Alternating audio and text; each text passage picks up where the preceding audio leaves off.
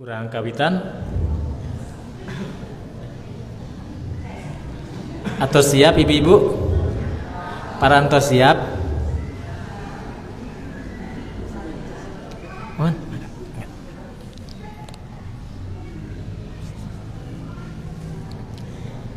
Hamdan wa syukran lillah, nusalli wa nusallim ala rasulil karim wa ala alihi wa sahbihi wa man tabi'ahum bi ihsanin ila yaumiddin.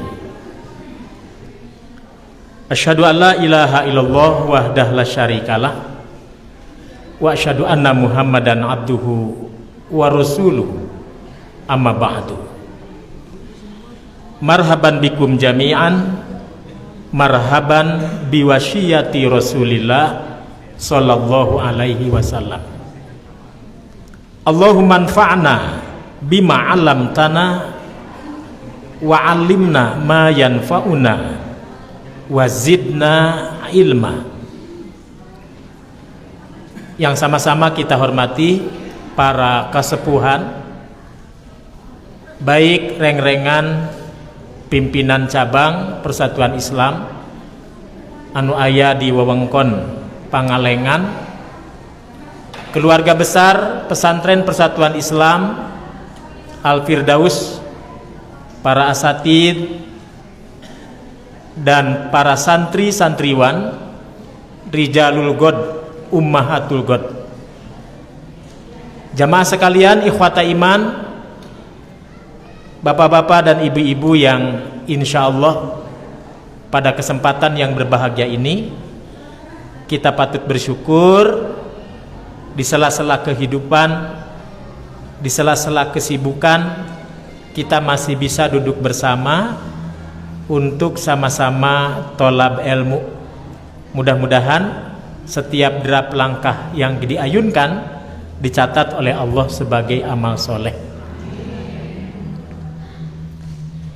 Terlebih dahulu saya mohon maaf tidak bisa menggunakan bahasa Sunda seutuhnya, juga mungkin tidak menggunakan bahasa Indonesia seutuhnya. Kita campur saja. Sunda terlampau Sunda, khawatir salah undak usuknya ya. Kalau semuanya bahasa Indonesia juga bisa majarkeun gagayaan abong kanati Betawi gitu ya. Kita campur saja. Baik Yohanifidin azakmullah, sama-sama kita dengar, sama-sama kita saksikan, hampir setiap tahun kita disuguhkan berita yang tidak mengenakan. Setiap akhir tahun atau setiap awal tahun, dunia digemparkan dengan persoalan-persoalan yang menyakitkan, melukai hati umat Islam. Di antaranya masih terjadi banyaknya penistaan, pelecehan, dan penodaan terhadap simbol-simbol suci keagamaan. Belakangan ini terjadi di mana? Di Swedia. Semua kita menonton bagaimana dengan beraninya di tengah-tengah manusia yang lalu lalang seseorang membakar mushaf tanpa merasa bersalah. Di Belanda merobek-robek, mencabik-cabik mushaf Al-Quran menjadi kebiasaan. Di Denmark menghina Rasulullah menjadi kebiasaan. Di Prancis dengan Charlie Hebdo-nya sama, melakukan penistaan, penghinaan terhadap pribadi Nabi seolah-olah menjadi hal yang lumrah. Saudara-saudara, Tentu kita memahami bahwa itu wajar karena di negara sekuler, di negara barat, di mana arus kebebasan berekspresi itu tidak dikenakan sanksi hukum. Karena bagi mereka itu bukan perbuatan dosa. Bahkan sebagian para politisi mereka dengan sengaja menunjukkan kepada dunia sebagai bentuk keberanian mereka menentang agama, perwujudan dari kebebasan. Perwujudan dari kebebasan. Itu yang terjadi jauh nun di sana. Swedia belah manangan Pangalengan. Nah, tebihnya Denmark, Prancis, Walanda, ya, jauh dari Pangalengan. Kalau orang lain melakukan penghinaan, penistaan terhadap kalam Allah, orang masih menganggap wajar, itu kan orang kafir, begitu ya. Bagaimana dengan saudara kita? Ada seorang qori'ah terkenal, level internasional, ngajinya bagus, banyak pendukungnya karena memang ngajinya bagus, ya. Saking bagusnya orang terbiasa memperlakukan sang qori dengan cara apa? Disawer, nuju ngaos, mengalunkan ayat suci, disawer. Jika nyawer jaipongan, jika nyawer dang dutan, nah, disawer. Bilih badai nyobaan mah nggak abdi nuju ngaos disawer ku bapak-bapak, ku ibu-ibu. Kinten-kinten kumaha tah katinggalna. Jadi menyamakan kalam Allah dengan saweran gitu. Nah, ini jelas kalau didelikan, nah ini mengandung penghinaan, merendahkan kalam Allah. Walaupun sudah dijelaskan tidak bermaksud seperti itu katanya. Kami saking takjub, saking kaget, bukan kaget, kagum, ya. Saking kagum bacaannya bagus, kami ingin ngasih hadiah. Ya boleh saja ngasih hadiah, tapi caranya bukan dengan disawer. Dikemas dengan baik, berikan kepada orangnya, selesai. Ya, itu terjadi di negeri kita belakangan ini. Dulu ada seorang dosen tafsir. Nah, ini dosen tafsir mengajarkan kepada anak mahasiswa-mahasiswinya tentang makna Al-Quran dan perbedaannya dengan mushaf Al-Quran. Semua kita tentu sudah paham, para asatid, para santri sudah paham. Ketika ditanya di mana Al-Quran, bal huwa Qur'anum Majid fi lauhi mahfud, itu sudah pasti jawabannya seperti itu. Di mana posisi Al-Quran, di mana letak Al-Quran yang sebenar? Bal huwa Qur'anum Majid, Al-Quran ada di lauh mahfud. La yamassuhu illal mutahharun, tidak ada yang bisa menyentuh terhadap Al-Quran tersebut kecuali yang disucikan. Qala Ibnu Abbas, berkata Abdullah bin Abbas, sebagaimana dinukilkan para ulama tafsir muktabar, yang dimaksud yang disucikan adalah malaikat. Jadi tidak ada yang bisa menyentuh Al-Quran kecuali yang disucikan, maksudnya para malaikat Allah. Itu sudah dipelajari sejak sanawiyah, ya. Adapun perdebatan fikih, ada ulama yang mengatakan wajib berwudu, ada ulama yang mengatakan sunnah berwudu, ada ulama yang mengatakan mustahab, anjuran berwudu. Nah, itu perdebatannya perdebatan fikih yang kita semua sudah sama-sama paham bahwa pengertian tidak bisa menyentuh bukan berarti wajibnya wudu. Tetapi dengan pengertian seperti itu bukan berarti kita boleh memperlakukan mushaf Al-Quran seenak kita, walaupun itu mushaf. Nah, lain dengan dosen tafsir tadi. Adik-adik, apakah adik-adik tahu ini apa? Sambil menunjukkan mushaf.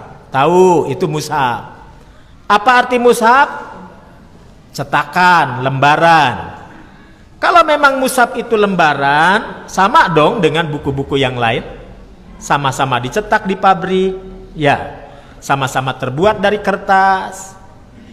Jadi Al-Quran yang sebenar yang mana? Di Lauh Mahfud. Berarti yang ada di tangan kita apa? Mushaf. Boleh dirobek, boleh dilempar, boleh didudukin. Nah, dulu cukup rame tentang berita ini. Ada dosen tafsir berani menduduki Al-Quran, menduduki mushaf, apa melempar dulu itu beritanya ya. Nah ini. Sementara Al-Imam Asy-Syafi'i rahimahullah, Imam Asy-Syafi'i rahimahullah, beliau pernah mengatakan, siapa yang meletakkan mushaf lebih rendah dari dirinya, aku sendiri yang akan mencambuknya. Artinya, terutama untuk kita juga menjadi sebuah nasihat, walaupun itu mushaf tetap saja diletakkan pada tempatnya. Tidak boleh sembarang diletakkannya. Ketika kita harus membaca di tempat yang benar, di tempat yang bersih, yang seharusnya. Kan begitu ya? Jadi tidak terlampau salah kalau orang tua kita dulu, ustadz-ustadz ajengan kita dulu ngajarin kita semua, anak cucunya, dek kalau bawa Quran tuh benar gitu ya, yang benar. Zaman ibu-ibu dulu diajari bagaimana bu? Nyana Quran kumaha? Ditangkep nyabunya, ditangkep. Muntah ditangkep, disuhun. Walaupun itu bukan kewajiban, tapi orang dulu lebih beradab. Nah, bukan berarti itu wajib. Artinya penghormatan terhadap mushaf begitu tinggi, walaupun itu cetakan. Tentu kita juga prihatin kalau ada anak kita bawa Quran seenaknya, membawanya seperti megang lato-lato ya, maka dikolecer-kolecerkan gitu ta ya. Nah ini tentu saja tidak benar. Saudara-saudara, yang ingin saya sampaikan, sang dosen ini begitu sangat berani menggerogoti pikiran anak didiknya. Kalau kita bandingkan dengan orang kafir yang melakukan dengan sengaja membakar mushaf, mana yang lebih menyakitkan? Si dosen atau si kafir? Nah, jadi yang lebih ekstrim penyimpangannya justru sang dosen. Kenapa? Karena dia yang digerogoti adalah pikirannya. Walaupun dua-duanya juga salah tentu saja. Tapi karena dilakukan oleh orang kafir, nah banyak orang mengatakan wajar, itu kan orang kafir. Nah saudara-saudara, Al-Maliki Qadhi Iyad, seorang hakim Qadhi Iyad terkenal, ahli fikih. Imam Nawawi, imam ahlul hadis. Kemudian siapa lagi? Imam Ibnu Taimiyah rahimahullahu anhum. Mereka mengatakan, siapa yang dengan sengaja menista, menodai kehormatan kalam Allah dengan sengaja, berarti para ulama tadi yang disebutkan menghukumkan murtad. Wah, ini berarti berat. Menghukumkan murtad. Kalau dilakukan oleh seorang umat Muhammad sallallahu alaihi wasallam, jatuhnya penistaan, penodaan. Tapi apabila dilakukan oleh orang-orang kafir, itu sudah nyata-nyata kebencian. Artinya apa? Menabuh genderang perang. Silakan Bapak Ibu, adik-adik baca tulisan saya, judulnya Mereka menabuh genderang perang. Tinggal dibuka di Google, mereka menabuh genderang perang. Masukkan kodenya, di situ ada kodenya madrasahabiumi.com. Ya. Mereka menabuh genderang perang. Nah, masukkan kodenya madrasahabiumi.com. Maka keluar tulisan tadi. Mereka menabuh genderang perang.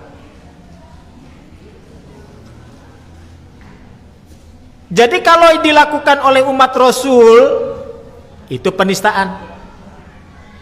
Kalau dilakukan oleh orang yang nyata-nyata kafir, nah itu kebencian, menabuh genderang perang. Saudara-saudara, kita tahu sejak kapan Al-Quranul Karim menjadi mushaf. Adik-adik bisa lihat lagi pelajaran usul tafsirnya. Tentu para asatid sudah mengajarkan kepada kita kitab yang ditulis Dr. Khalil Manna Al-Qattan. Belajar ya, Dr. Khalil Manna Al-Qattan. Yang kedua, Dr. Muhammad Subhi Saleh menulis kitab yang sama dengan judul yang sama, Mabahith fi Ulumil Quran. Dua kitab yang sangat bagus, komprehensif ya. Di situ dijelaskan sejak kapan mushaf itu, sejak kapan Al-Quran itu menjadi kumpulan mushaf. Mushaf artinya lembaran-lembaran daf'ah wahidah dalam satu kumpulan kompilasi. Sejak zaman Abu Bakar Asy-Siddiq, Abu Bakar Asy-Siddiq sudah mengusulkan agar kiranya Al-Quran yang berserakan itu, berserakan atau berserakan? Kalau serak, oh serak-serak basah ya. Nah, berserakan. Tulisan Al-Quran yang berserakan itu, siapa penulisnya? Pertama ada penulis pribadi Rasulullah. Siapa? Zaid bin Thabit radhiyallahu anhu. Siapa lagi penulis Al-Quranul Karim? Ubay bin Ka'ab radhiyallahu anhu. Siapa lagi? Abdullah bin Mas'ud radhiyallahu anhu. Siapa lagi? Fatimah binti Muhammad sallallahu alaihi wasallam juga menulis Al-Quran. Ali bin Abi Thalib radhiyallahu anhu juga menulis. Ali bin Abi Thalib juga menulis. Fatimah menulis, Ali bin Abi Thalib juga menulis. Utsman bin Affan juga menulis. Jadi Al-Quran ditulis oleh banyak orang dengan tulisan yang berbeda-beda. Tulisan Utsman ya hanya Utsman yang bisa baca. Tulisan Ubay ya hanya Ubay yang bisa baca. Tulisan yang lain hanya yang menulisnya yang bisa baca. Sama seperti kita, kalau kita nulis kita aja yang bisa baca. Begitu gak? Entahnya tulisan ibu-ibu mah sararayanya punya. Nah jadi di zaman sahabat yang nulis itu yang baca. Tulisannya seseorang nggak bisa dibaca yang lain. Maklum, sebelum pemerintahan kekhalifahan Utsman, Al-Quranul Karim ditulis dalam bahasa Arab yang berbeda-beda karena belum ada ejaan yang disempurnakan. Ya, makanya wajar sampai pada masa Utsman, bahkan sampai pada masa Ali masih ditemukan orang membaca kalam suci itu beragam. Beragam, Pak. yang katanya ditulis secara EYD, ejaan yang disempurnakan, atas dasar tindakan Khalifah Amirul Mukminin Utsman bin Affan, atas dasar kesepakatan. Utsman bin Affan sebagai khalifah mengumpulkan para penulis itu. Wahai para penulis, pertama, supaya mengurangi perbedaan pendapat di dalam membaca Al-Quran, sebaiknya Al-Quran itu ditulis dengan tulisan yang sama, kata Utsman bin Affan. Semua setuju, tidak ada yang menolak. Lalu tulisan siapa yang akan dijadikan rujukan? Akhirnya jatuh pilihan pada tulisan Utsman bin Affan sendiri. Kenapa? Karena Utsman bin Affan di samping turunan Quraisy, bahasa yang ditulis oleh Utsman bin Affan pun lugatu Quraisyin, memakai bahasa Quraisy. Dan Al-Quran itu sendiri turun kepada Rasulullah, Nabi akhir zaman, dengan lugatu Quraisyin, bahasa Quraisy. Sampai hari ini debatable masih belum berhenti. Kelompok Syiah masih tidak setuju kalau Quran Utsman saja yang dipakai. Sampai detik ini kaum Syiah masih menuntut kenapa tidak mushaf Fatimah yang dipakai? Gitu ya. Kaum liberal hari ini juga menuduh Utsman memaksakan kehendak atas dasar kekuasaan, menulis Al-Quran dalam mushaf sesuai dengan bahasa Quraisy, mentang-mentang Utsman bin Affan turunan Quraisy. Artinya banyak versi. Para ulama Ahlus Sunnah wal Jamaah sepakat, ulama mufassirin sepakat, ulama muktabar segala zaman sepakat, kecuali kaum Syiah dan orang-orang yang melakukan penentangan tidak sepakat. Tapi ulama-ulama Ahlus Sunnah sepakat, ijma, bahwa Al-Quran ditulis berdasarkan tulisan Utsman. Makanya sampai hari ini dikenal dengan Rasmul Utsmani. Bapak Ibu yang pernah umroh, kalau ada waktu, ada kesempatan, silahkan dicek di Museum Madinah. Siapa yang pernah masuk ke Museum Madinah? Di mana letaknya Museum Madinah, Bu? Di bawah Masjid Nabawi. Ya, di bawah Masjid Nabawi. Memang sih kadang-kadang dibuka, kadang-kadang nggak dibuka. Tapi kalau untuk kepentingan penelitian biasanya dibuka, ya. Tergantung bisa kita atau tidak mendekati petugasnya. Saya pengen tahu bagaimana sejarah, ya, penulisan Al-Quran. Nah, itu disimpan di Museum Madinah. Letaknya di bawah dasar Masjid Nabawi. Itu ada ruangan, Pak. Ya, ada ruangan. Pakai lift ke bawah. Nah, di situ kita bisa melihat bagaimana dari zaman ke zaman Al-Quran ditulis, mushaf demi mushaf ditulis. Nah, jadi ijma ulama mushaf Rasmul Utsmani itu yang disepakati. Maka ditulislah 4 kitab induk mushaf, diletakkan di Madinah, diletakkan di Damaskus, diletakkan di Kufah. Siapa yang memang nanti dalam bacaannya dianggap keliru dan menyimpang, maka bisa diakurin dengan mushaf yang induk tadi. Dan mushaf induk ini menjadi pegangan percetakan Al-Quran dunia yang sampai hari ini dipegang oleh kita semua. Jadi Quran yang ada di tangan kita sudah sesuai dengan Rasmul Utsmani. Apakah sampai Utsman juga sudah selesai sempurna? Belum. Walaupun bahasanya sudah disepakati oleh Utsman berdasarkan kesepakatan para penulisnya. Tapi sejarah membuktikan Al-Quran yang ditulis belum ada sakalnya, belum ada titiknya. Bisa kebayang Bu baca Quran nggak ada sakal, nggak ada titik? Ya, kebayang ya? Nah, karena dulu orang baca Quran mengandalkan hafalannya. Dalam bahasa ulama ahlul hadis, ada yang menghafalkan melalui memori murni ingatannya, itu disebut dobtu sodrin.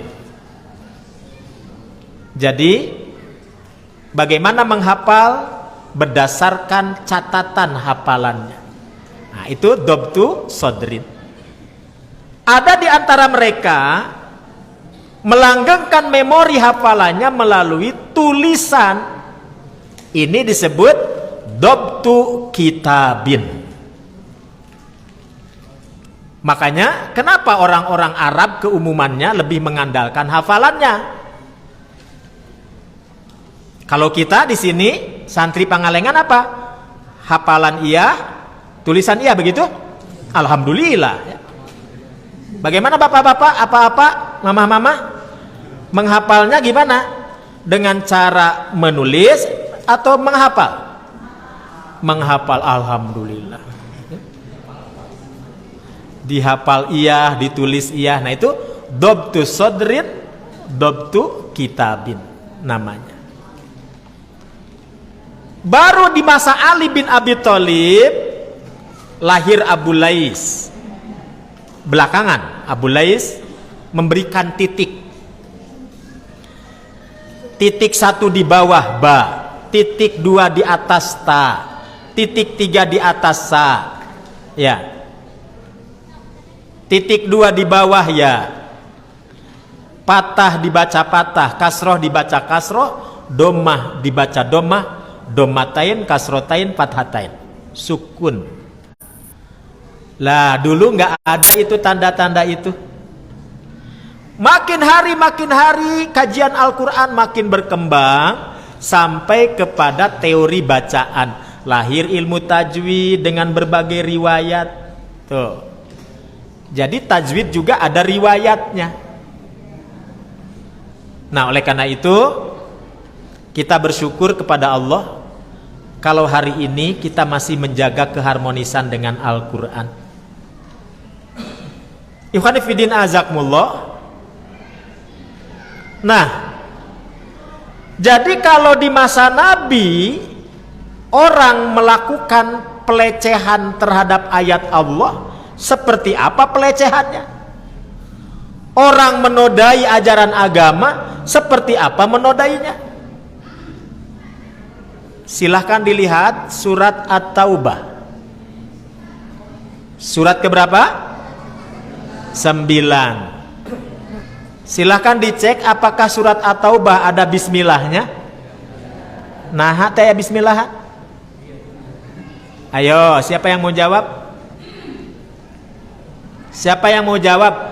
Kenapa surat At-Taubah berbeda dengan surat-surat lain? Semua surat ada bismillahnya di awal, ditulis di mushaf. Kecuali surat At-Taubah yang gak ada bismillahnya. Kunaon? Ayo silahkan. Yang mau menjawab acungkan tangan. Insya Allah Ketua PC Pangalengan mau mengasih hadiah. Dihitung sampai 5.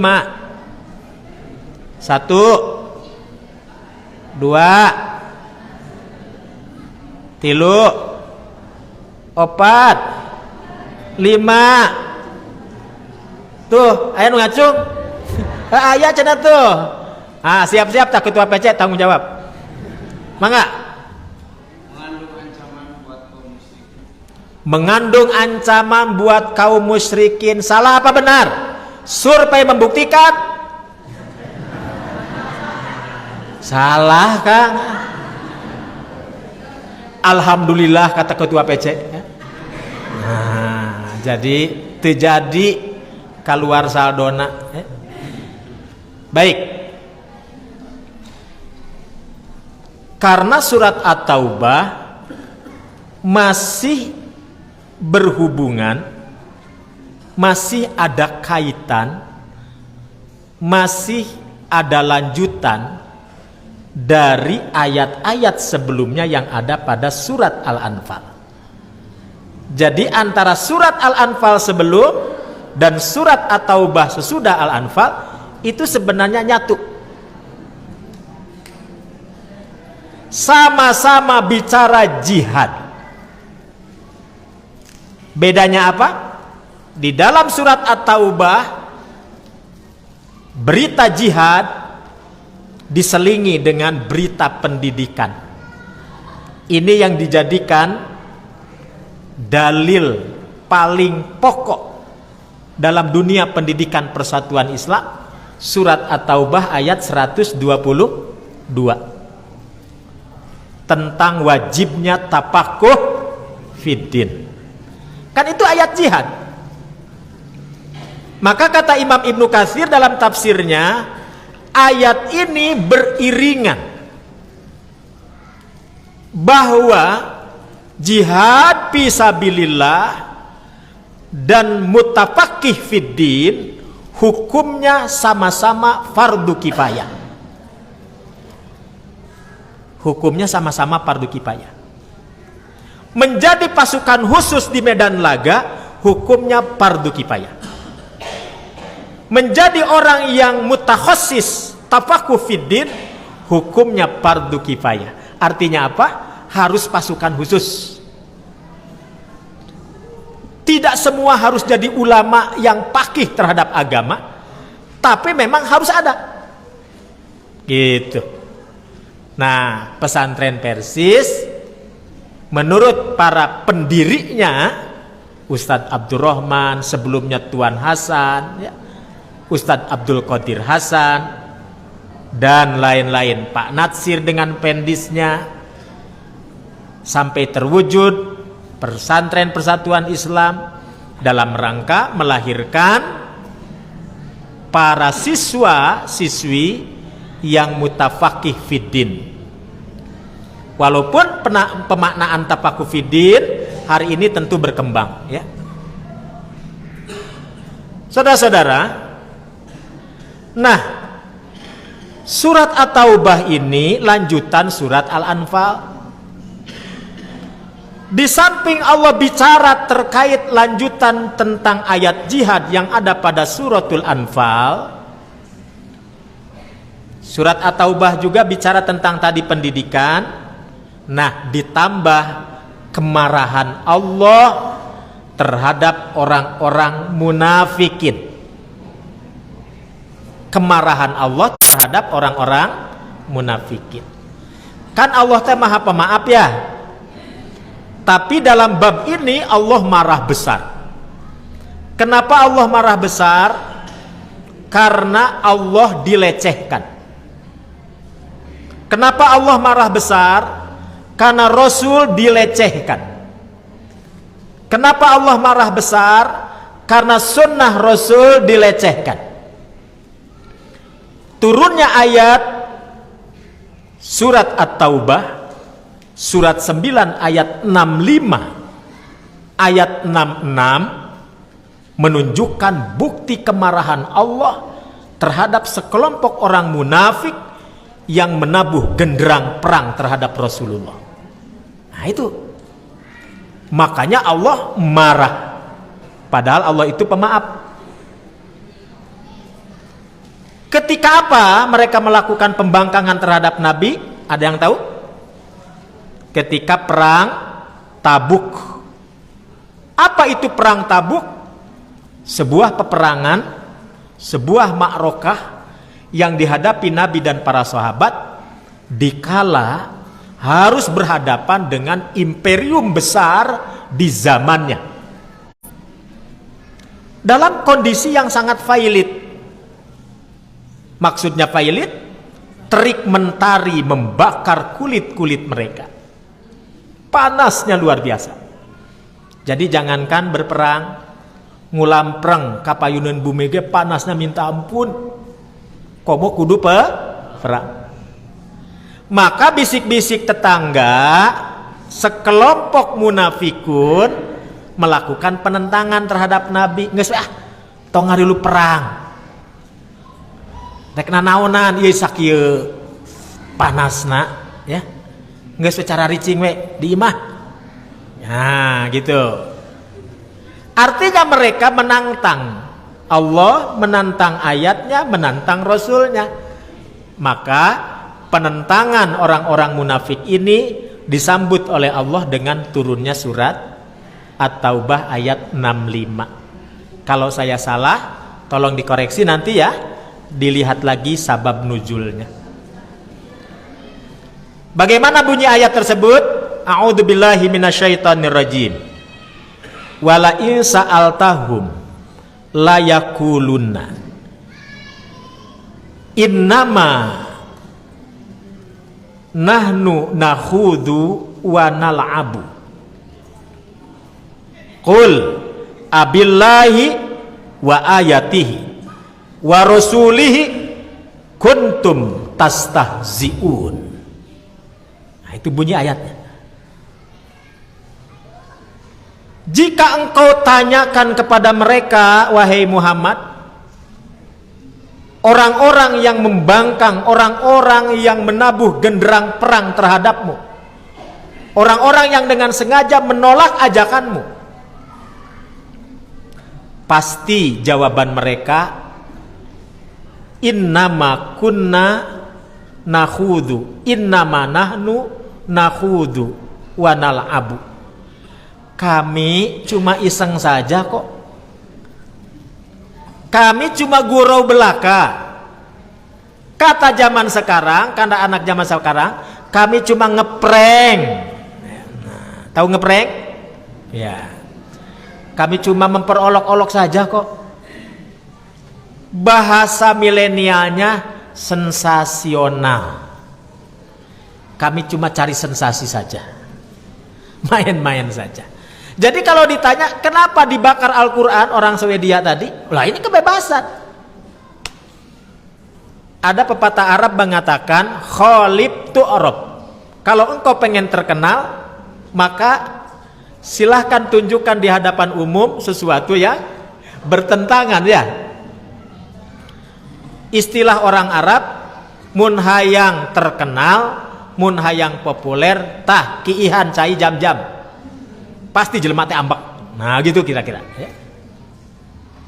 Kalau orang pengen marah, nah, robek-robek Al-Qur'an di mata orang banyak, pasti marah. Khalib tu'rab. Negara-negara sekuler terbiasa melakukan pelecehan hanya sekedar cari sensasional. Tentu saja di samping kebencian. Ya, di samping kebencian. Karena bisa jadi bagi para politisi sekuler ini menghina agama ini menjadi sebuah nilai ya, untuk menunjukkan kepada dunia bahwa saya berani menentang agama, begitu. Nah, makanya di zaman Nabi pun seperti itu. Siapapun yang melakukan penentangan terhadap Allah dan Rasulnya, Allah katakan, kul, katakan olehmu Muhammad, abillahi, apakah terhadap Allah, wa ayatihi, terhadap ayatnya, berarti kalam suci, wa rasulihi, dan terhadap rasulnya, kuntum tastahzi'un, kalian berani memperolok-olokkan. Ayat ini dijadikan dalil oleh para ulama, fa innal istihja'a bid-dini haramun. Siapapun yang melakukannya istihja, memperolok-olokkan, memperkerdilkan, meremehkan, menodai terhadap agama, maka itu bagian dari istihja bidin dan hukumnya haram. Nah, ini makanya kita tidak boleh ya melecehkan, merendahkan. Ikhwan fillah azakumullah. Baik, itu mengenai bagaimana orang merendahkan ajaran agama. Sekarang kita melihat terhadap apa yang ditulis di dalam makalah yang sudah ada di tangan bapak-bapak. Memangnya ada apa dengan Al-Quran itu? Apakah selama ini ayat Al-Quran yang kita baca sudah rutinkah kita bertadabbur terhadap isinya? Sejauh mana kita mendalami kandungannya? Tuh. Oleh karena itu minimalnya wajib kita tahu di dalam Al-Quranul Karim bentangan ayat-ayat dari awal sampai akhir, di situ ada kemukjizatan, di situ ada keahengan. Jadi mukjizat itu aheng, keajaiban, ada misteri yang perlu dijelaskan.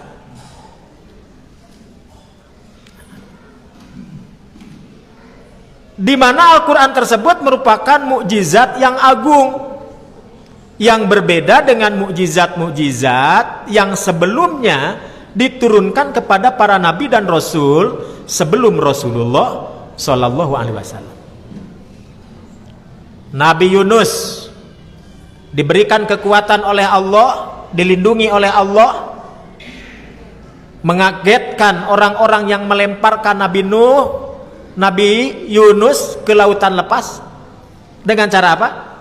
Dengan cara dimakan ikan hiu, ikan paus. Ikan paus meninggal apa tidak? Tidak. Padahal menurut kasat mata manusia harusnya kan sudah mati, tapi ini tidak, ya. Allah yang memberikan mukjizat. Apakah orang-orang waktu itu percaya? Percaya karena menyaksikan dan melihat kejadian itu. Nabi Yunus dimakan ikan paus ternyata tidak mati. Nabiullah Ibrahim alaihi salam dengan kemarahan yang memuncak rejim Namrud lalu membakar Nabiullah Ibrahim.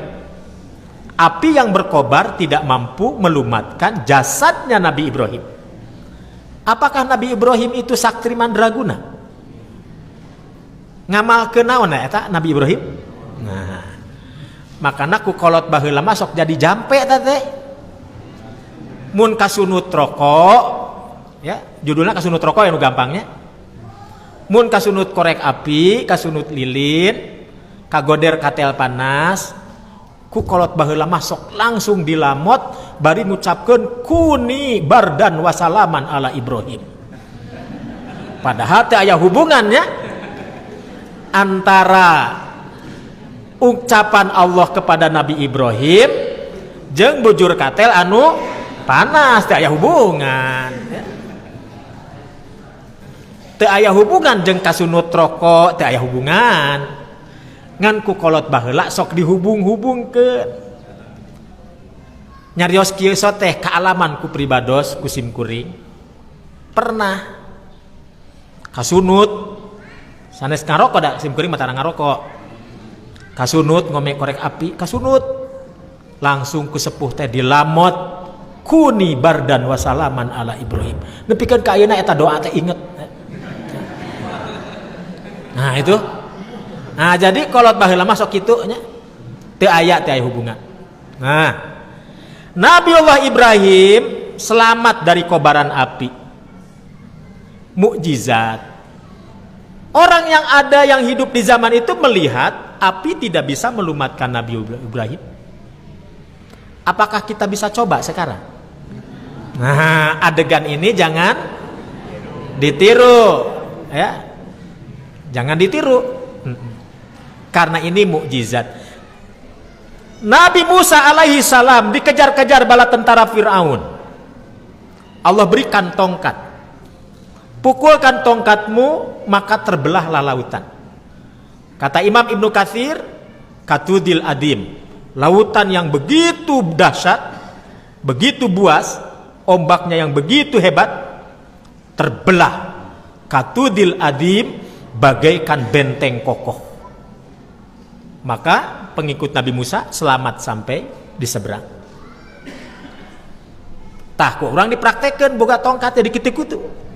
Anger we situ Cileunca teh teu beulah-beulah gitu nya. Tadi nama rek nurutan Nabi Musa tebelah-belah. Oh. Berarti kesimpulannya mukjizat yang diterima Nabi terdahulu hanya bisa disaksikan, dilihat oleh orang yang hidup di zamannya, sifatnya physically. Bahasa para ulama, mukjizat hissiyah. Mukjizat hissiyah, mukjizat yang bersifat fisik.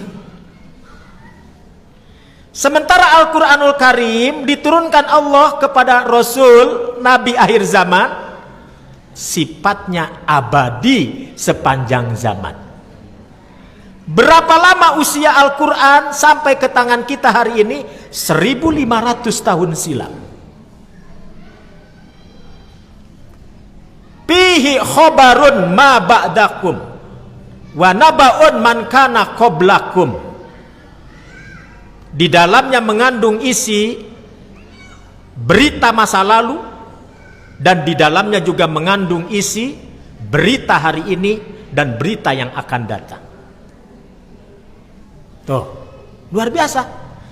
Oleh karena itu Al-Quran diberi nama oleh para ulama Al-Mu'jizatul Khalidah, mukjizat abadi sepanjang zaman. Makanya di zaman Pak Habibie, zaman Eyang, Profesor Dr. Habibie, waktu itu masih zaman Pak Harto. Beliau menteri apa? Menristek terkenal ya, Menristek terkenal. Berhasil menyelenggarakan simposium yang sangat megah, berwibawa, terhormat di mata dunia. Indonesia menjadi mercusuar, bicara tentang kemujizatan Al-Quran dan As-Sunnah. Pribuminya orang mana? Orang Bandung. Di mana digelar simposium besar itu? Di Nurtanio. Mudah-mudahan di antara jamaah ada orang Nurtanio ya. Di Nurtanio.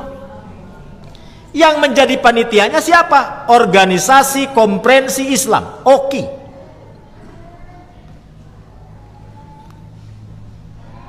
Kerjasama dengan pemerintah, Pak Habibie sebagai pemangku hajatnya berhasil mengundang para ilmuwan dunia datang ke Bandung berbicara tentang kandungan Al-Quran dan As-Sunnah. Dan ini diabadikan dalam tulisan Dr. Muhammad Jaglul An-Najjar dalam kitabnya Ajaibul Quran was Sunnah. Ajaibul Quran was Sunnah, keajaiban Al-Quran dan As-Sunnah. Atau Ijazul Quran was Sunnah. Nah itu diadakannya di Bandung Pak, di Nurtanio ya. Yang punya hajat langsung Pak Habibie dengan OKI, Organisasi Komprensi Islam. Ketika dibedah Al-Quran memang luar biasa. Al-Quran berbicara banyak segala disiplin ilmu. Tuh, makanya para ulama menyimpulkan mukjizat apa saja yang terkandung dalam Al-Quran minimalnya 4. Nah, ini mudah-mudahan menjadi bahan diskusi kita setelah pembahasan ini selesai ya. 4 minimalnya. Yang pertama, Al-Quran mengandung kemujizatan dari sisi aspek bahasa. Ijazul lugawi. Bahasa Al-Quran itu tak tertandingi. Jangankan kalimat-kalimat yang terbentang dalam ayatnya, kata demi kata, bahkan huruf sekalipun, yang menentukan adalah Allah. Huruf yang menentukan itu Allah. Apa yang dilisankan oleh lisan manusia akan sesuai dengan jiwa manusia itu sendiri. Contoh, tuh, contoh nih. Dalam Al-Quran ada kata jihad, ada kata jihad. Kita coba ya, samakan dulu suaranya. Kita bicara jihad gitu aja, tapi bareng. 1, 2, 3. Jihad. Yang betul makhorijul hurufnya. 1, 2, 3. Jihad. Ada getaran? Ada getaran? Ada. Siapa yang memilih huruf? Allah. Jim dipilih oleh Allah, ha dipilih oleh Allah, dal dipilih oleh Allah. Jim, ha, dal semuanya huruf tafkhim, huruf tebal yang apabila dibaca gelegarnya sampai ke batin kita. Jihad. Tah ayeuna ku ibu-ibu ku apa gentos ha ageungna ku ha alit. 1, 2, 3. Alah. Nah, jadi melehoynya. Nah, cing, nah. Allah yang memilih. Allah tidak memberikan hak di situ hak kecil. Karena kalau diberikan hak kecil tidak jihad, tapi dibacanya jihad, artinya bukan sungguh-sungguh, artinya bukan berjuang, tapi melengos. Oh, pantas ya. Jihad. Ikhwata iman, mari kita berjihad. Nah, kan? Jadi melehoy jadinya. Ya.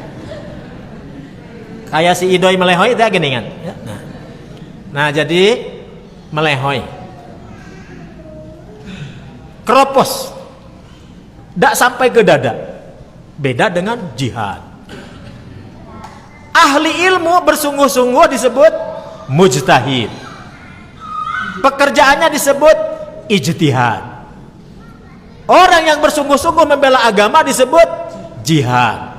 Orangnya disebut mujahid. Beda kedengarannya. Nah, itu baru 1 huruf saja. Ini menunjukkan bahwa Al-Quran mengandung aspek bahasa yang tinggi. Saya punya dosen sastra Arab, namanya Profesor Dr. Muhammad Al-Attas. Saya diperkenalkan ke Museum Bahasa di Mekah. Lalu beliau tunjukkan kehebatan bahasa Arab. Begitu. Bahkan ada beberapa disertasi doktoral yang mengungkap kehebatan bahasa Arab sehingga menjadi bahasa sisipan, irisan. Termasuk di negeri Melayu ini, include di dalamnya Indonesia, banyak sekali bahasa yang diambil dari bahasa Arab. Dewan Permusawaratan Rakyat itu bahasa naon? Bahasa Arab. Diwan lembaga. Permusawaratan, musawarot bahasa Arab. Rakyat artinya. Tuh bahasa Arab. Majelis Permusawaratan Rakyat bahasa Arab. Nah, jadi banyak ya. Sampai ibu-ibu, bapak-bapak datang ke majelis ini juga bahasa Arab, Pak. Hadisnya itu man salaka tariqon yaltamisu fihi ilman, sing saha jalmana anu seseleket. Tuh. Jadi seseleketnya bahasa Arab, Pak. Sanes bahasa Pangalengan. Seseleketnya tina salaka, Pak. Imam Ibnu Qayyim gaduh kitab judulnya Madarijus Salikin, tingkatan-tingkatan jalma nu sasaledek. Artinya nu sasaleket. Sasaleket apa? Sasaleket menggapai kemuliaan Allah. Nah, Madarijus Salikin. Tuh. Jadi salaka. Maka nuntut ilmu mah dina bahasa Arab ku salaka bukan ku dahaba. Dahaba maka pasar, dahaba. Ya, init-initan, pelesiran, dahaba. Dahabtu ila suq, aku pergi ke pasar, gitu ya. Tapi ka majelis ilmu mah ngangge salaka. Bukan sekedar pergi, tapi pergi nate seseledek. Sampai-sampai Luqman Al-Hakim dina riwayat Imam Malik nguningakeun ka urang, jalisil ulama wa zahimhum, wahai anakku, Duduk-duduklah engkau bersama ulama, bersama ahli ilmu, wazahimhum, berdesak-desakanlah engkau dengan ulama. Jadi zaman baheula mah mun ningali ulama teh perebut. Ya. Paheula-heula padeukeut-deukeut gitu ya. Sampai-sampai kata Azami yang namanya Abu Hurairah kalau belajar ka Nabi nepikeun ka tuur Abu Hurairah jeung tuur Nabi teh adek. Di dia mah wios para santri tong ngadek-ngadekeun tuur Kasim Kuring nya. Kasim Kuring sanes Nabi. Jadi Abu Hurairah subhanallah untuk menunjukkan betapa menuntut ilmu itu sangat tinggi nilainya dan sangat mulia seorang penuntut ilmu dan yang mengajarkannya sampai harus berdesak-desakan. Nah, kembali ke mukjizatnya tadi. Jadi yang pertama mukjizat itu dari aspek apa? Bahasa. Contohnya jihad. 2. Dari aspek ilmiah. Al-Quran mengandung aspek ilmiah. I'jaz ala ilmi. Bu, dina Quran geuning ayat-ayatnya punya wal jibala autada. Allah ciptakan gunung sebagai paku bumi. Cing. Yang menginspirasi orang bangun gedung pakai pondasi, yang menginspirasi para insinyur bangun hotel tinggi-tinggi pencakar langit pakai pondasi, makin tinggi hotel makin kedalamannya lebih dalam. Kenapa? Wal jibala autada. Semakin gunung itu lancip ke atas, maka ke bawahnya semakin tajam ke dalam bumi. Betul? Begitu teorinya? Sudah bisa dibuktikan? Jadi gunung itu makin besar berarti kandungan di perut buminya juga besar. Makin tinggi menjulang berarti gunung itu kedalamannya makin panjang ke bawah. Itu tafsir wal jibala autada dari sisi ilmiah. Tuh. Gunung yang tinggi sekarang bisa didaki. Lautan yang dalam bisa diselami. Terus hati orang, aduh, romantis sekali ya. Nah, jadi setinggi apapun gunung, ku ilmu mah kabongkar. Seluas apapun samudra, ku ilmu mah kabongkar. Make jeung aya fakultasna, fakultas oseanologi, ya betul? Di tengah samudra ada minyak. Dari mana orang tahu di tengah samudra ada minyak? Ku ilmu. Al-Quran sudah bicara. Di mana di perut bumi ada kandungan bumi yang begitu sangat luar biasa? Al-Quran sudah bicara. Nah, ini i'jaz ilmi. Al-Quran mengandung kemujizatan ilmu. Dulu Nabi pernah menunjukkan kepada orang kafir untuk membuktikan kemujizatannya, bulan dilihat oleh orang kafir terbelah. Begitu ya? Konon orang-orang NASA hari ini membuktikan bahwa bulan pernah terbelah. Berarti berita kenabian 15 abad silam bisa dibuktikan hari ini secara ilmiah. Tidak percaya? Tanya sama Nini Anteh.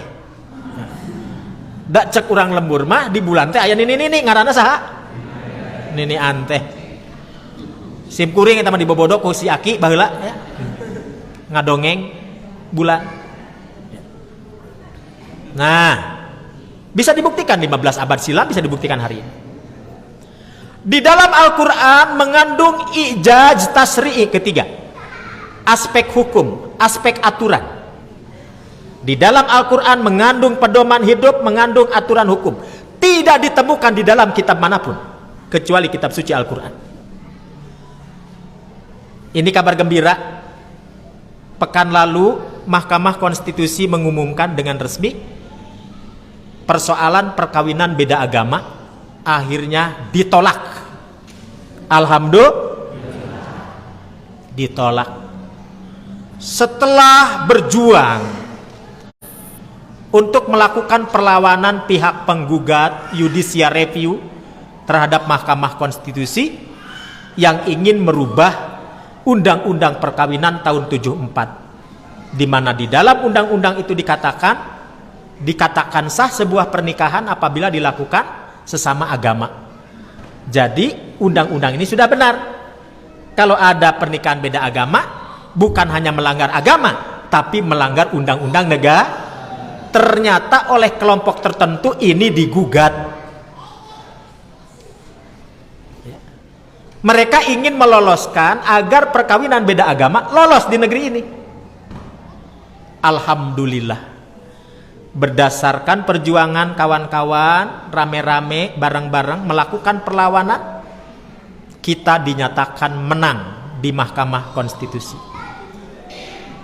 Pembicara pertama, Majelis Ulama Indonesia menunjuk profesor hukum kita, Wakil Sekretaris Umum Persatuan Islam, siapa? Profesor Dr. Atif Latiful Hayat, untuk menjadi pemberi keterangan ahli dari sisi hukum internasional. Kemudian untuk teori hukum politik, teori hukum positif tentang jurisprudensi diserahkan kepada Direktur Habib Rizik Center yang bertindak sebagai pemberi keterangan ahli adalah Dr. Abdul Khair Ramadan. Kemudian yang ketiga, untuk persoalan hak asasi manusia diserahkan kepada pakar hukum dari pimpinan pusat Muhammadiyah, namanya Dr. Manager Nasution. Nah, untuk masalah agama, tim lawyer menunjuk saya untuk menulis sebuah makalah dan dibacakan di Mahkamah Konstitusi. Judulnya Keharaman Kawin Beda Agama dalam Islam. Silakan bisa dilihat di madrasahabiumi.com. Keharaman perkawinan beda agama dalam Islam. Ini makalah khususnya untuk membantah pandangan-pandangan liberal yang menyatakan bahwa kawin beda agama itu terjadi dalam Islam dan dibenarkan oleh para ulama. Siapa tokoh yang mereka munculkan? Satu, Ade Armando. Kenal? Terkenalnya itu sampai Pangalengan. Jadi pertama Ade Armando. Kedua, nah ini di luar dugaan ini, Mas Rocky Gerung. Jadi Mas Rocky Gerung dalam bab perkawinan beda agama, beliau bela sana. Alhamdulillah, 12 kali persidangan, termasuk pembacaan ahli yang saya tulis yang tadi. 12 kali persidangan baru diumumkan pekan kemarin. Dari 9 guru besar Hakim Mahkamah Konstitusi akhirnya membatalkan gugatan, artinya perkawinan beda agama di negeri ini tertolak. Alhamdulillah. Ya. Tuh, karena apa? Al-Quran sudah bicara soal hukum. Al-Quran sudah bicara tentang gak mungkin Al-Quran memunculkan suatu hukum kalau tidak ada hikmah di balik pensyariatan itu. Kenapa beda agama tidak boleh? Kalaupun dibolehkan dia wanita ahlul kitab, persoalannya apakah ada sekarang wanita ahlul kitab yang muhsonat, yang betul-betul bersih, bertauhid, tidak syirik kepada Allah? Apakah ada? Ada gak wanita ahlul kitab yang tidak trinitas? Ada apa tidak? Ini. Jadi ini, logika ini pernah dimainkan oleh Profesor Nurkhalis Majid, lalu diikuti oleh Profesor Jainun Kamal, dan diikuti oleh para tokoh liberal yang lain sebagai dalil bahwa boleh laki-laki muslim kawin dengan Nasrani dan Yahudi. Sementara yang dimaksud Yahudi dan Nasrani dengan alasan ahlul kitab yang mana? Kalau memang ada hari ini ahlul kitab yang beriman pada Allah, mengimani Taurat dan Injil seperti pengikut Nabi Musa dan Nabi Isa, boleh. Persoalannya kan tidak ada. Bisa dipahami, Pak? Ya. Nah, jadi Al-Quran lengkap kok bicara tentang itu. Nah, makanya Al-Quran mengandung yang ketiga, i'jaz at-tashri'. I'jaz at-tashri' artinya kemukjizatan dari sisi hukum. Dan yang paling terakhir, Al-Quranul Karim mengandung kemukjizatan i'jazul Quran bima yasta'miluhu umurul ghaib. Al-Quranul Karim di dalamnya mengandung berita-berita misteri yang disebutkan dalam Al-Quran 15 abad silam, tapi dibuktikan hari ini memang terjadi adanya.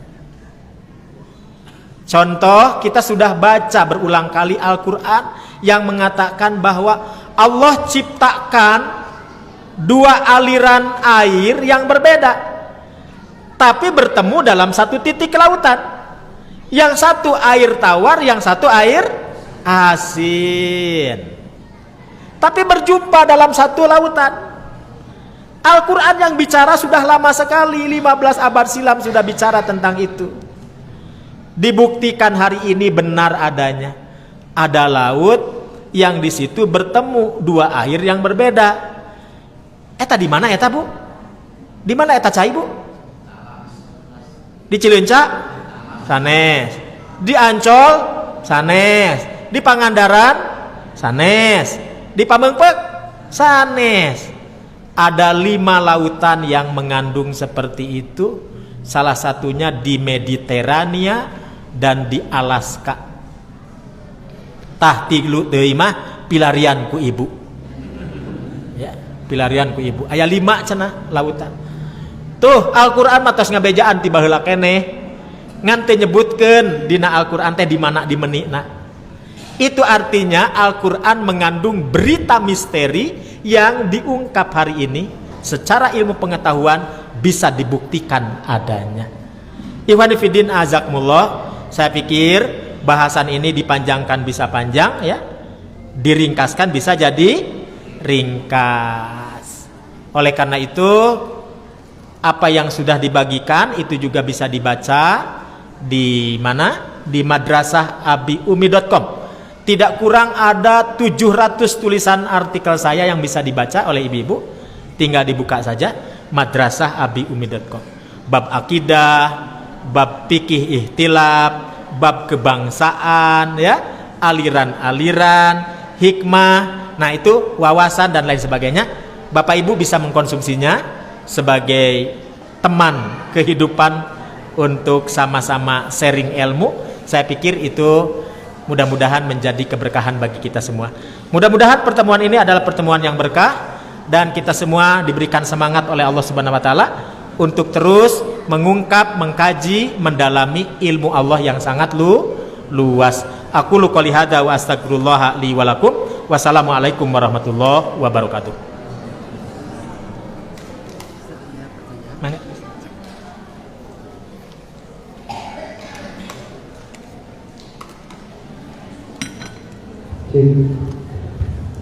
Maka iwatu iman, maka kaya iman pilih ayat pertarusan ya saya sampaikannya pertarusan iman maka ini bismillah Ustaz, seperti yang tadi Ustaz jelaskan bahwa kita tidak boleh membakar mushaf. Yang menjadi pertanyaan, bagaimana jika mushaf itu sudah rusak dan kita membeli lagi yang baru? Sebaiknya bagaimana kita mengkondisikan mushaf yang sudah rusak tersebut? Baik. Mangga duka dua no? Yang kedua, dan juga seperti tadi Ustaz jelaskan bahwa setiap huruf yang ada dalam Al-Quran itu dipilih oleh Allah Subhanahu wa taala. Yang menjadi pertanyaannya, apakah benar kalimat dalam ayat surat Yasin kalau tidak salah kulun fi falakin yasbahun, itu ada kata kulun fi falak. Itu adalah sebuah bukti tentang peredaran tata surya dengan memisahkan setiap hurufnya. Di wawi teh anggar dari Ustaz. Ieu menyebutkan pertarusan tinggi pada mangka iman bila ayat pertarusan. Baik. Yang pertama, para ulama memang tidak sama di dalam mensikapi ketika mushaf yang dimiliki kaum muslimin sudah lusuh, sudah usang, sudah awut-awutan, sudah aplek-aplekan ya, jilidna leungit gitu ya, soek dan lain sebagainya. Di Mekah dan Madinah, cara mensikapi mushaf yang usang itu ada petugasnya, di mana di masjid-masjid itu disediakan tempat mushaf yang sudah usang. Jadi nanti kalau sudah warga nyimpen mushaf yang usang itu di kotak yang sudah disediakan di masjid-masjid di Mekah di Madinah itu, nanti oleh petugas diambil, diganti sama yang baru, yang usang didaur ulang di pabrik percetakan Al-Quran. Nah itu memang lebih idealnya begitu. Tapi karena di kita mah tidak ada petugas khusus itu ya, para ulama sendiri memang beda-beda. Imam Syafi'i beliau mengatakan boleh dengan cara menghancurkannya dibakar. Tapi jangan sekali-kali membakarnya di video kan ya. Dipiralkan, jangan. Imam Syafi'i boleh membakar, tapi membakar dalam artian ya untuk menyelamatkan supaya tidak berceceran tadi. Artinya dibakar di tempat yang benar ya. Calacahnya tidak usah dijadikan kopi Pak ya. Tidak usah ya. Ngopi mah tetap aja kopi Pangalengan ya, tetap. Ngopi tetap pakai kopi Pangalengan, jangan pakai kopi seduhan pembakaran mushaf, jangan. Imam Syafi'i boleh membakar dengan baik tentu saja dan niatan yang baik ya. Imam-imam yang lain seperti para ulama fikih Hanafiyah, mereka mengatakan dilarutkan pada air, ditelemkeun kana cai ya. Jadi kan larut dengan sendirinya. Bahkan sebagian kalangan Malik mengatakan boleh dibenamkan di tanah, tentu di tempat yang bersih, jangan asal tempat seperti tempat sampah dan lain sebagainya. Nah itu berbagai cara yang dilakukan oleh atas rekomendasi para ulama. Pada intinya rasa hormat kita di dalam menjaga memelihara, nah itu tertunaikan. Dalam artian memang itu bukan hal yang apa artinya ajibah, dalam arti sesuatu yang perlu dijadikan ajimah dan lain sebagainya, bukan. Tetapi seperti itu para ulama melakukan bagaimana sikap mereka terhadap mushaf yang sudah usang. Yang kedua, seperti yang disampaikan tadi, seperti dalam kata-kata palak yusbahun tadi ya, yasbahun ya, itu masuk pada kategori ijaz ilmi ya, di mana para ulama terus menerus melakukan penelitian pengkajian.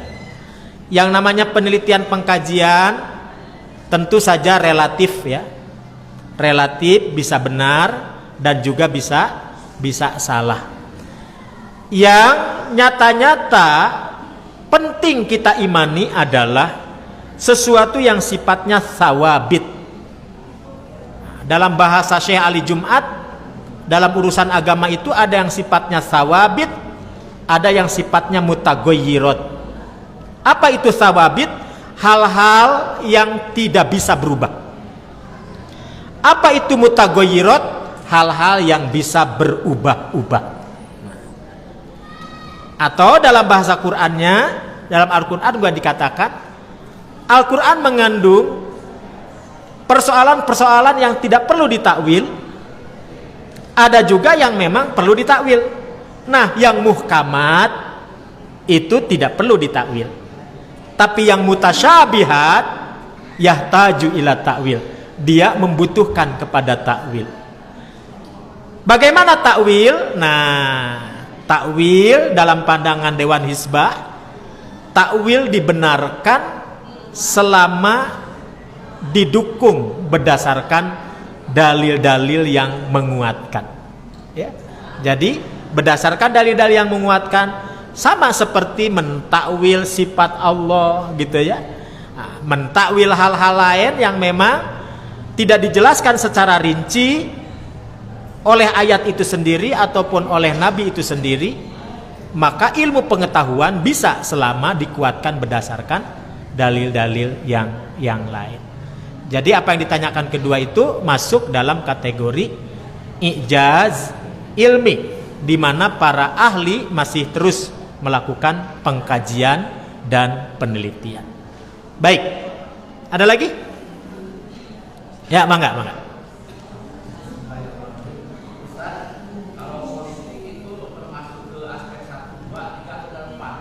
Politik. Nah,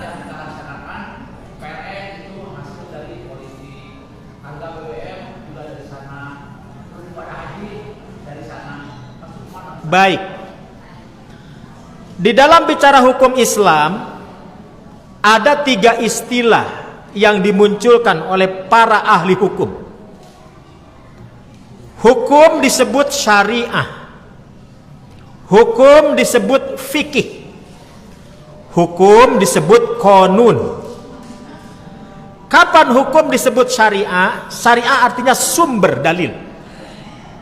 Bicara syariah berarti bicara sumber dalil. Bicara sumber dalil berarti bicara Quran dan sunnah. Nah, itu syariah. Kata Imam Ibnu Mandzur, syariah itu asal arti mata air. Kenapa disebut mata air? Karena mata airlah yang bisa mensuburkan keadaan, mensuburkan suatu lokasi.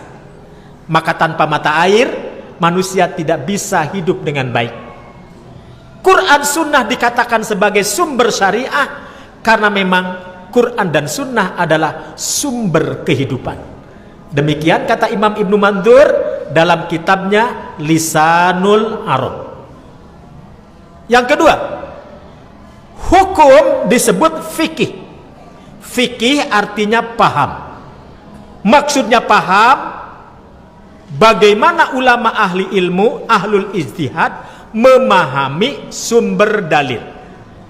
Ketika sumber dalil ditafsirkan oleh para ahli ilmu, ahli ijtihad, maka menjadi produk daripada sumber dalil itu disebut fikih. Di kalangan imam madhab yang 4, mengapa ada madhab Imam Malik, mengapa ada madhab Imam Syafi'i, mengapa ada madhab Imam Ahmad bin Hambal, mengapa ada madhab Imam Abu Hanifah? Itu semua pandangan-pandangan, tafsiran-tafsiran terhadap sumber hukum. Maka fikih disebut produk daripada syariah itu sendiri. Demikian pula produk tarjih Muhammadiyah, produk Bahsul Masail Nahdlatul Ulama, produk Dewan Hizbah. Nah, ini fikih Dewan Hizbah. Gitu, ya. Terlepas nanti perdebatan bagaimana kedudukan Dewan Hizbah, tarjih dan yang semisal dalam dunia fatwa. Nah, ini dijawab khusus oleh Profesor Dr. Wahbah Zuhaili di dalam kitabnya Al-Fiqhul Islami wa Adillatuh. Ya. Ternyata ahli ijtihad itu banyak ragamnya. Ada mujtahid mustaqil, ada mujtahid mutlak ghair mustaqil, ada mujtahid takhrij, ada mujtahid fatwa tarjih, ada mujtahid fatwa. Kalau ini harus diterangkan hari ini tidak cukup sampai jam 5 ya. Nah, jadi cukup diketahui ternyata tingkatan ahli ijtihad pun berbeda-beda. Sekedar menjawab pertanyaan bahwa hasil ijtihad itu adalah produk. Jadi fikih itu produk di dalam menafsirkan syariah itu sendiri. Yang ketiga, qanun. Nah, qanun itu artinya undang-undang di mana hukum agama diberlakukan. Di mana? Di mana saja. Di mana agama itu berada, di situ agama itu ditunaikan. Sama seperti di Indonesia ini. Bagaimana bisa suatu aturan agama bisa dijalankan dan aturan agama itu mendapatkan pelindungan undang-undang. Nah, produk fikih yang mendapatkan perlindungan undang-undang negara itu disebut qonun. Maka muncul undang-undang peradilan anak, muncul undang-undang kewarisan, muncul undang-undang perkawinan, muncul undang-undang penodaan dan penistaan agama. Tuh, itu semua qonun. Nah, dalam hal qonun ini tentu saja tergantung upaya ikhtiar pendekatan antara para ulamanya dengan para penguasanya. Makanya kita bersyukur kepada tokoh-tokoh kita terdahulu, Profesor Rasidi, Muhammad Natsir, siapa lagi? Prawoto Mangkusasmito, Kasman Singodimejo, Kiai Haji Muhammad Isa Ansori. Tuh, tokoh-tokoh kita semua, ya. Mereka betul-betul menegakkan negara ini dengan penuh keikhlasan dan agama tidak dinodai. Bagaimana agama bisa dijalankan di negara yang bukan negara agama, tetapi negara yang penduduknya nah, bisa dipahami? Itu disebut qonun. Maka yang lain-lain ngikut, BBM lah, tarif dasar listrik lah. Jadi tergantung mau didalilin mau pakai dalil atau mau pakai enggak, kan gitu. Nah, tergantung maslahat mafsadatnya. Perlu naik ya naik, perlu turun ya turun. Cuma masalahnya mah turun ya, tapi tidak ada cerita ya turun. Yang ada gitu. Nah, ini kan ada hubungan dengan politik.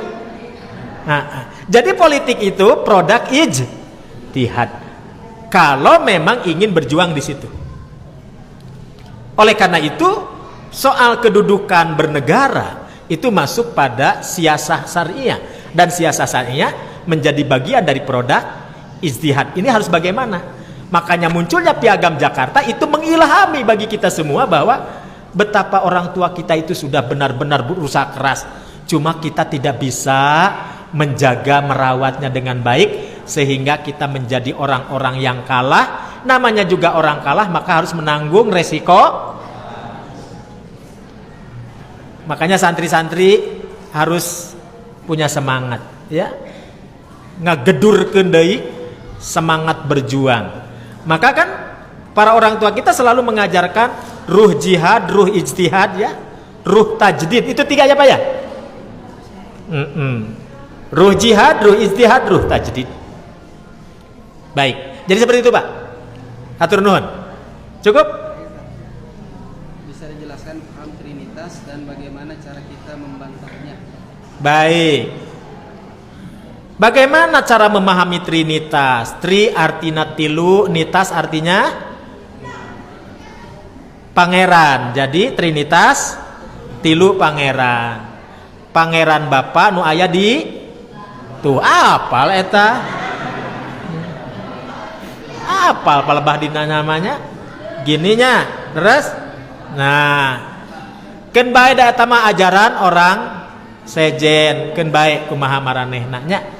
Nah, lakum dinukum wal yadin. Cuma persoalannya kalau kita ikut-ikutan, nah itu jadi masalah. Para ulama terdahulu sudah melakukan bantahan kalau memang itu dipersamakan dengan ajaran kita, jelas salah. Tuh, Imam Ibnu Taimiyah menulis kitab yang sangat bagus, judulnya, judul kitab yang ditulis oleh Imam Ibnu Taimiyah,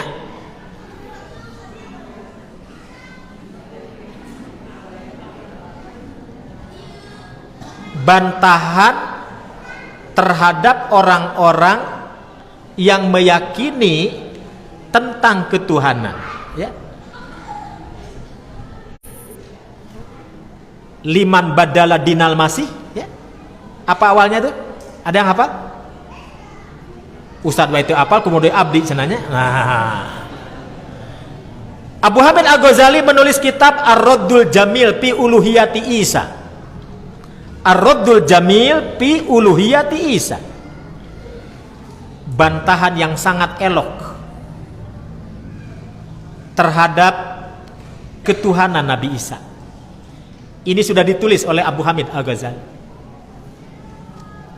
Kemudian Imam Ibnu Taimiyah menulis. Lalu dilanjutkan oleh muridnya Imam Ibnu Qayyim Al-Jauziyah, Hidayatul Hayaro fi Ajwibatil Yahud wa Nasoro. Bantahan bagi orang yang bingung dalam masalah teologi ahlul kitab. Ya.